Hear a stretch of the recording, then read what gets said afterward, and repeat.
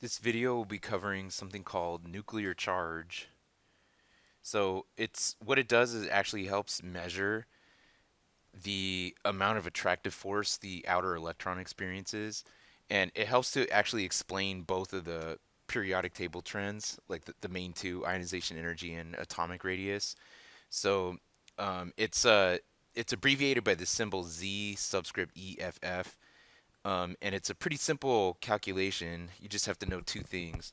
So more on the description. So there's two. So there's basically two forces that the electron experiences. So let's build a picture.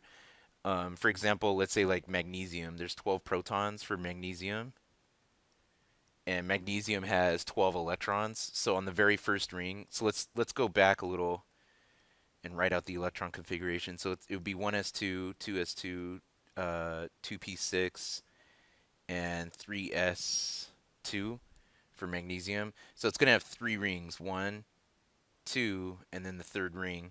So in the first ring, we have two electrons. On the second ring, we have eight. So that would be these electrons. And then on the third ring, we have two electrons here. Okay, two electrons. So if we read this definition, it says the amount of attraction outermost electrons experienced by the nucleus. So that's talking about these electrons here. So it's the amount of attractive force that these feel from the nucleus, the positive nucleus. So as you can see, there's electrons here in between. So these electrons are experiencing two forces. It's the force of attraction by the nucleus, and it's also the force of repulsion by these electrons. And they're two opposing forces. One is attractive, the other is repulsive. So there's this nice little formula that incorporates both of these factors. It's called Zeff. Okay, so it's nuclear attraction. So when you get more protons, then that affects the variable of it being feeling attracted. And when you get more inner shell electrons, that's going to affect something called shielding, the other force. So that's the electron to electron repulsion. So, and this number is roughly equal to the number of core electrons, so of the previous noble gas. So there's the nice little formula here. We use the symbol Z for nuclear attraction, or the number of protons, and we use the symbol S for core electrons. Okay, so for our example of magnesium, magnesium has two valence, and it has, these are the core electrons are here. So these right here are the core electrons. So it'd be these two, and then these eight right here. Okay, so it would have a total of 10. So for S, for magnesium, if we wanted to calculate the effective nuclear charge for magnesium, we put 10 for the shielding factor. And for the attractive factor, we would put 12. And we subtract these two because they're opposing forces. So we want to get the net difference to get the amount of attractive force that the outer electrons are experiencing. So this would be 2. It's kind of a weird symbol. I'm not sure why this is, but you put a 2 and then a plus after the number. So you go 2 plus for magnesium, and that's the effective nuclear charge. So effective nuclear charge can help us answer a question like this. So if you have these three elements or ions, a fluoride ion and a sodium cation, we're asked the question to arrange these from biggest to smallest radius using ZEF. So so we could find out the effective nuclear charge that neon has.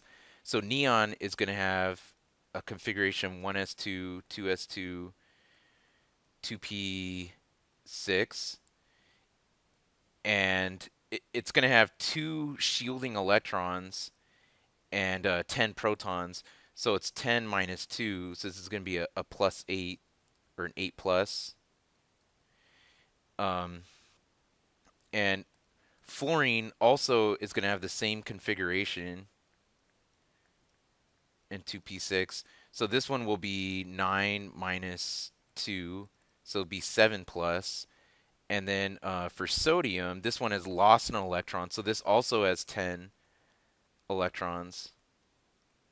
And these three are actually called isoelectronic when they all have same number of electrons, but they're different atoms.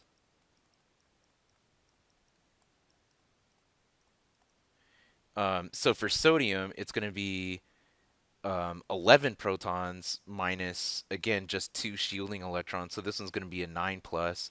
So they're going to have a similar look. So this one, so neon's going to have 8 protons in the middle and two rings. One, two, and it's going to have 8 electrons here on the outer ring. Two, three, four, five, six, seven, eight. 2 electrons here. Fluorine will have 9 protons and a similar electron structure. So it's going to have two here and then 8 on the outer ring. And then sodium is going to have, uh, let's see, sodium is going to have 11 protons and a similar electron structure. So I didn't draw these to scale. 4, 5, 6, 7, 8, 1, 2.